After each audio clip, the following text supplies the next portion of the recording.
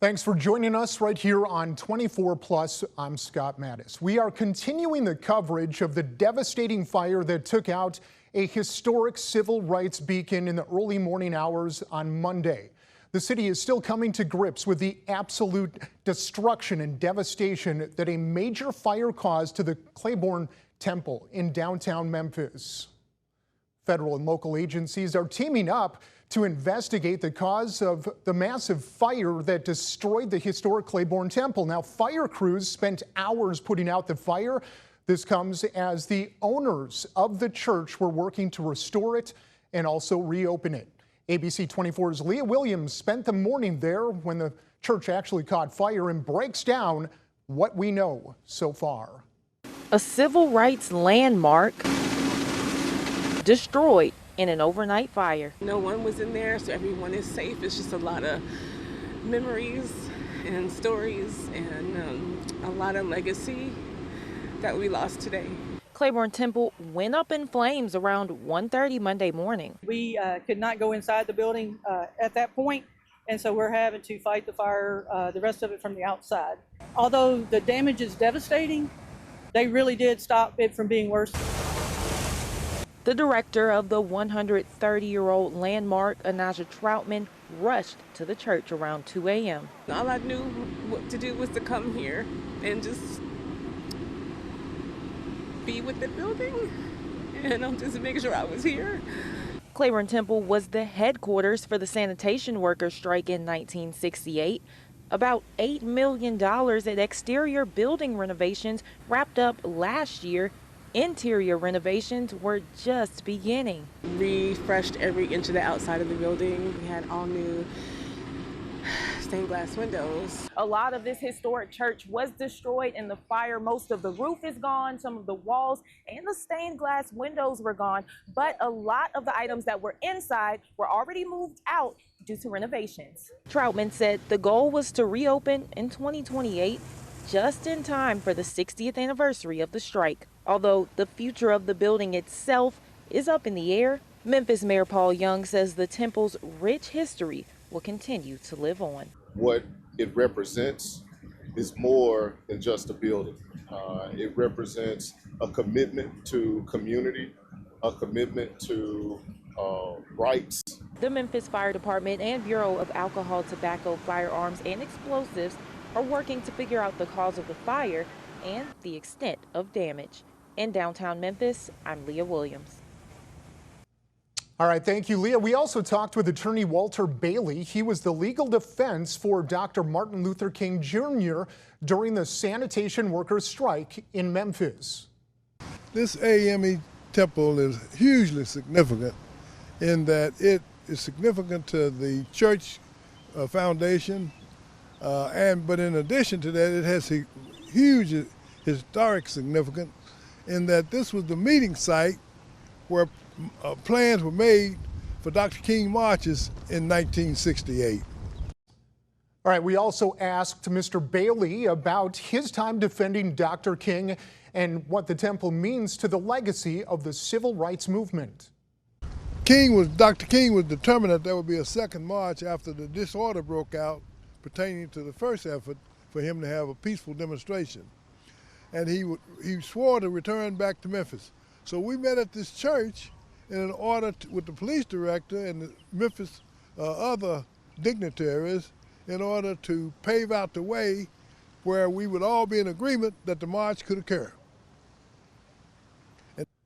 All right, our Pepper Baker sat down with Reverend Melvin Charles Smith of the Mount Moriah East Baptist Church. Now, Reverend Smith was in the protest on March 28, 1968. That was Dr. King's last march that turned violent. He talked about the significance of the Clayborn Temple.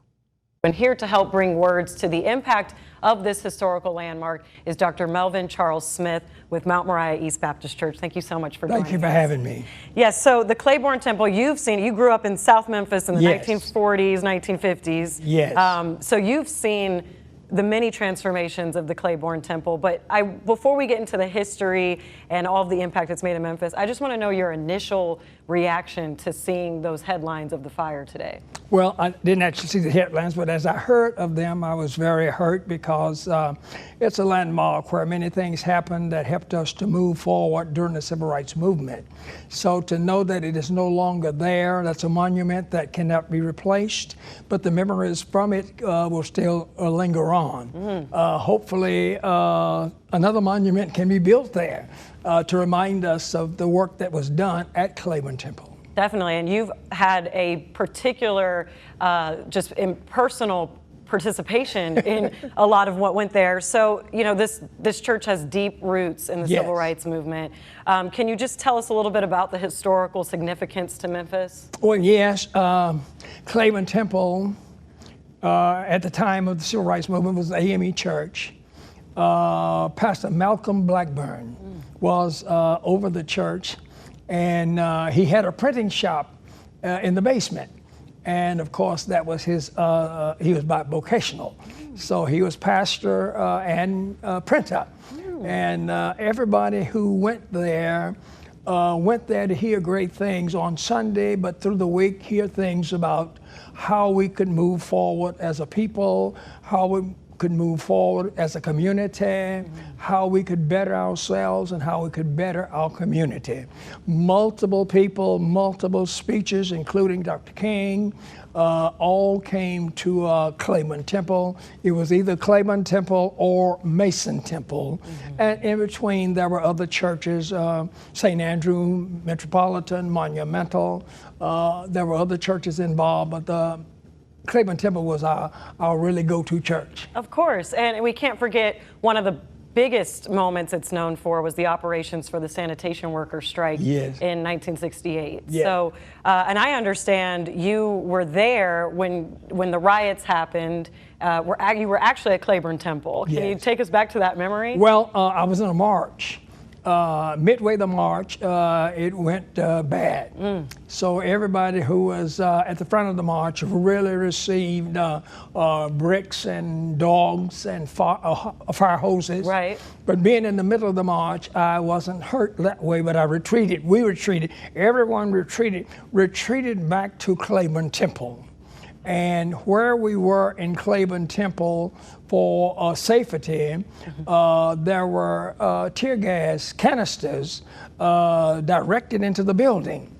And I'm looking for a window, to which I found, to jump out of, which was not that far to the ground, but to escape the tear gas coming in. It was not a good time. It was not a good time at all. You had to escape through a window. Yes, and ironically, 50 years later, I went there to speak. And I told the audience, the first thing I'm doing is looking for the window I had to jump out of 50 years ago. It seems like this has a piece of history for so many people. So to know that you looked for that specific window and to then imagine now that the whole place is a total loss. Yes. Does that have a particular just like gut punch to you? Well, yes, because so many great things went on there that the basis of where we are today. And even though I had the problem of jumping out of the window, a lot of other great things happened while we were inside. Dr. King spoke, and during that time, our marches, our boycotts, all of the things that we were doing were well planned and well orchestrated. We didn't just start where we start anywhere on the street. We had lawyers to direct us as to what we could do, what we couldn't do, how we could do it. When we marched, we had to march to the edge of the sidewalk so that we wouldn't interfere with people going into their businesses. So things were well organized for the march. And it's a place where you remember how things were done. And one of the things that Dr. King always said, we're going to go according to the guidelines of America. We're going to win according to the guidelines of America. We're not going to create something else to win. We're going to use the laws of America to win what we need to win to be better.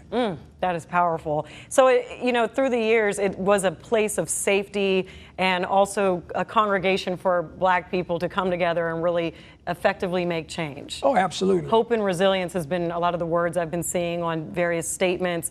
How do you feel about just the emotional connection between the community and seeing the church now in its devastated state, with it being such a symbol for hope and resilience? Well, the problem there is we're in an age and an era now where most people won't remember or don't remember what went on at Clayborn Temple. So the emotional aspect of it may not run as high as it could run, because now it's another building. Now it's another church. Now there's nothing relevant to where we are.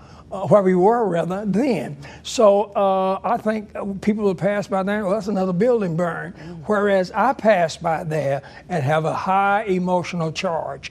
People during that era or in that age group would have a high emotional charge. It would be very devastating to see what we refer to as a monument for change no longer there. And that's why it's important to talk to people like you, because you can really give the words it needs to be. So with all of the legacy of attacks on Black churches, are you worried about this fire being more than just accidental?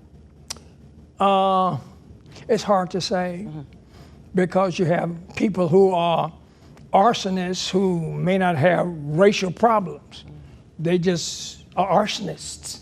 But I can't discount the fact that because the Black church is a focal point of a lot of great things, that there are not people who would still charge on the Black church, because it is a place where we yet come together and try to find strategies for our future. It is still a place where we feel comfortable and everybody's invited and everybody has a voice. So it's an open forum. So with that being said, with people wanting to not have you speak, we become a victim. The church can easily become a victim because that's freedom of speech. You can say what you want. You can say what you think ought to be, who ought to be, how it ought to be. There's no censorship in the church. There's not at all. And look at you, I just love it. You're so passionate, and you can feel it in your spirit. There was a restoration project going on for Clayborn Temple, upwards of $6 million happening. And of course, this is probably going to set that back. But so many people, including the director of the historic Clayborn Temple, said that they're committed to rebuilding it. So when we look towards the future, what has to happen to make sure that this treasure doesn't just fall by the wayside? Well, I think whatever the future they have for Clayborn Temple includes a big piece of the history of Clayborn Temple, and not to destroy that for whatever the future may hold for Clayborn Temple. I'm sure that they don't want to regress back to where we were, but to keep a part of that history in there.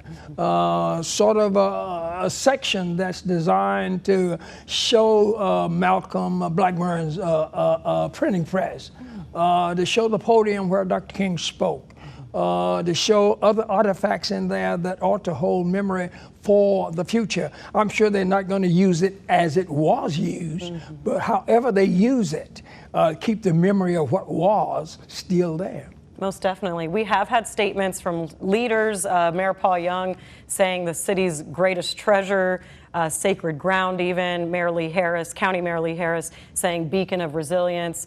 Even the National Civil Rights Museum President Russ Wigington even saying the future construction needs to be more fire resistant and just needs to have a little bit more capabilities of modern surveillance, just stuff like that. So, there is promise and hope here, but as you know, doing the work you do, the work of service, words are words, but like what action really needs to happen from people, from city leaders to put effort into making this church rebuild? Well, I already think that the people who are rebuilding it have done a great job in the start. however they expand their energies to reach out to the total Memphis community, I think would be very important. Not everyone knows that there is a rebuilding program for Clayborn Temple. So the knowledge of the rebuilding program needs to be expanded, and why they are rebuilding it. Is it going to be rebuilt just to do something else in it? Or is it going to be a place where we remember the past, and in that remembrance prepare for the future? So as long as they have those kinds of mindsets, I think more people would be inclined, because Memphis is a great place, more people would be inclined to hold on to those places that have done well for Memphis, those institutions that have been a blessing to Memphis. I think Memphians everywhere, all sections of the city, would be inclined to support such a thing. Memphis is a great town. We do have problems, but yet we've had worse problems, and we've overcome them, and we can overcome whatever's before us now. And maybe this could only make that message even more strong by seeing it rise through the ashes and rebuild and all the efforts. Dr. Smith, I do want to thank you for being here. I have one last question. Just what do you want to see from this lesson, from the fire? How do you think that you would like to see Clayborn Temple transform in the future? I'd like to see Clayborn become really an extension of the museum in some sense. I don't know what the intentions are, but I think that ought to be a place where people can go and really reconnect with our past. What brought us to Clayborn Temple? What did we do when we left Clayborn Temple? What can we now do after we leave seeing what was? So I think it can be a place of inspiration, a place of commitment, and how can we go forward for all Memphians. So I'm excited that they would continue their rebuilding program, and Memphians from all sections of our city will be engaged and involved in that rebuilding. Okay, wonderful. Thank you. I mean, you said it there. Can't say it any better than that. I would love to see that in the future, too. And I could see you being a huge voice in making sure that happens. Dr. Smith, thank you so much for joining us. Again, you can catch this story on abc24.com, on all of our platforms, to hear more about what happens to the Clayborn Temple. All right, that was a powerful conversation. Clayborn Temple's role expanded beyond religion during the 1968 sanitation workers' strike, when it served as headquarters for one of America's most significant labor protests. Thousands of black sanitation workers gathered there to rally for better wages, safer conditions, and basic dignity. The church's basement and sanctuary hosted strategy meetings and speeches, many led by Dr. Martin Luther King Jr. During the height of the strike, demonstrators launched the I Am a Man movement from Clayborn steps, creating signs that became global symbols of human rights and advocacy. All right, switching gears, many Memphis leaders, well, they view Clayborn Temple as the cornerstone of the city's history in many respects. Numerous groups have used this church as the epicenter to fight for their causes. Desmond Nugent has more on how the fire impacts planned events that were already planned and what's next for this historic building. The last 12 months, over 20 lives have been lost. Prayers of the lives lost throughout the state in the last year is not the only thing on the hearts of one Tennessee labor group. The fire of Clayborn Temple hits home. Kermit Moore, whose family was involved in the 1968 sanitation strike. Through the history of Clayborn Temple, they never backed down from obstacles that got in the way. We must still stand and fight for our brothers and sisters, because workers shouldn't die.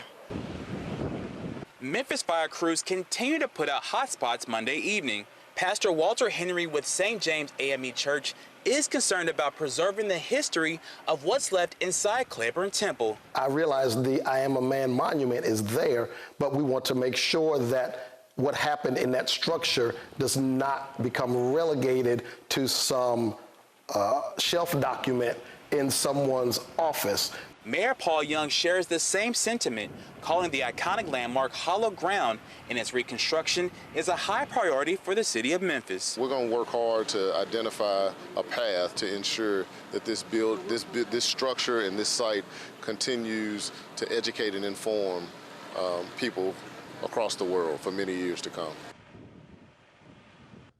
All right, that was ABC 24's Desmond Nugent. Once the sun rose after the devastating fire, Memphis Mayor Paul Young held a press conference to talk about that exact fire. He talked about how heartbreaking it is for the city of Memphis to lose a place that has helped shape our history right here in the city of Memphis, but all across the country. He went on to say how the legacy will continue.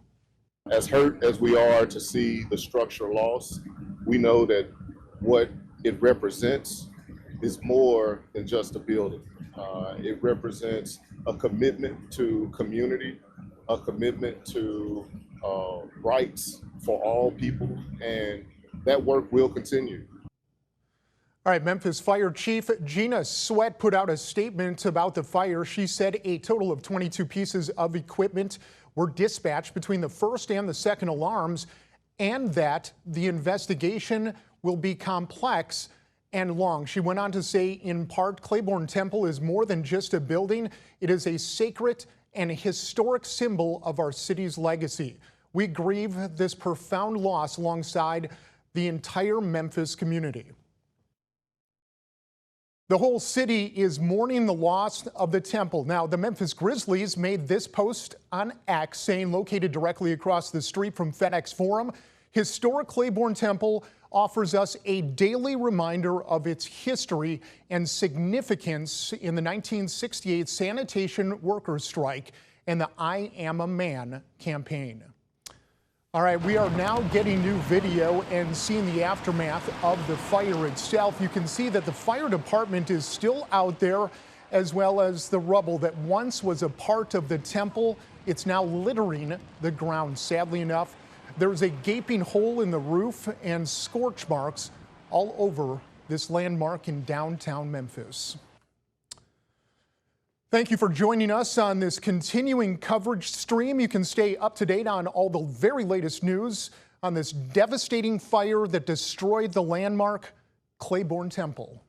I'm Scott Mattis. Continue with us and watch free now on the 24 Plus app everywhere you stream.